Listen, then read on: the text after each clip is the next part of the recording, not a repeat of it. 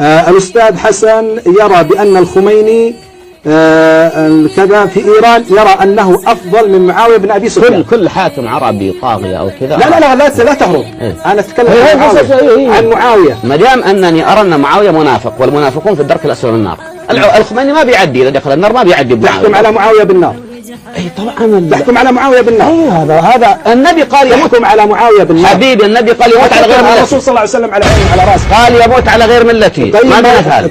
ولا يبغض عليه الا منافق. ماذا نفعل؟ هذه نصوص. طيب وحكمت على طبعا مات على غير مات مرتد معاوية. طيب يعني معاوية مات مرتدا منافقا في الدرك الاسفل من النار. في البخاري يدعوهم الى النار. اتركني من البخاري، انا ما قلت البخاري. هذا انا بيني وبينك. نعم هذا رايي.